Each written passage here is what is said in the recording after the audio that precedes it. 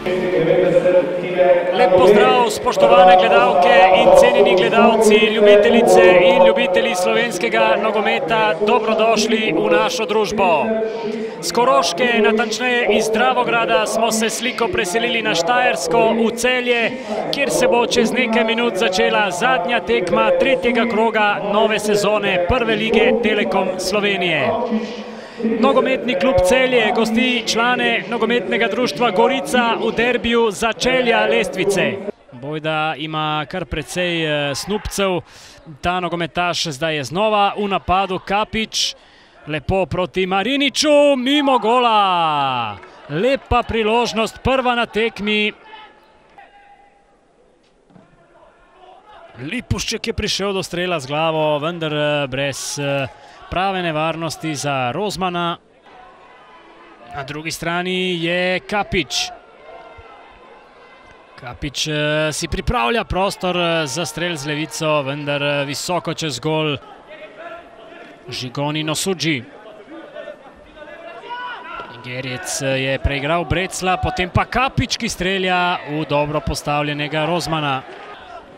Oba sta okrepila Celje v preteklih dneh. Požek Vancaš, pa potem Dangubič.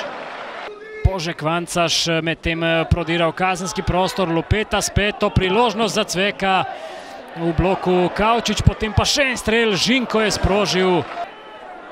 Požek Vancaš, Lupeta do strela oziroma do podaje in to je gol!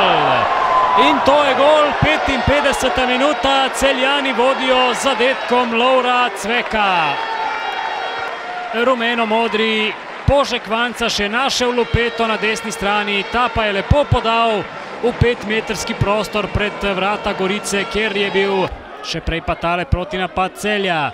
Lovro Cvek ga pelje, strel se je odločil, Cvek mimo gola.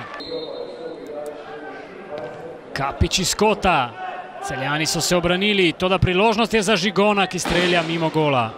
Kasneje je igral tudi za Specijo in za Sieno. Februarja letos pa je prišel v Gorico. Žigon, še naprej traja napad Gorice. Dejan Žigon z razdalje. Suči s podajo proti Kavčiču, ki je odložil žogo Kapiču, ta pa je ustrelil prek gola v našem državnem prvenstvu. Zdaj morda priložnost, Lipušček je streljal.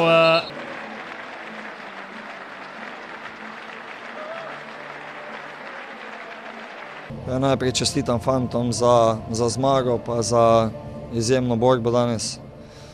Nekako smo vsi skupaj vedeli, da moramo to tekmo zgarati, pokazati pravi odnos, ekipno igro. In mislim, da smo tekmo dobro začeli, ampak v nadaljevanju je Gorica prevzela pobudo. Nekako se nismo znašli taktično. Potem pa drugi polčas smo odprli precej boljše, popravili stvari, ki nam niso šle in imeli nek pritisk, takrat tudi za del. Potem pa mislim, da se je tekma kar lomila, da sta bili obe ekipi nevarni. Mislim, da bi mogoče, če bi bili še malo bolj samozavestni po formi, mogoče še katero od tistih situacij izkoristili. V zadnjem delu tekme pa Gorica izrazito pritisnila. Smo trpeli zelo,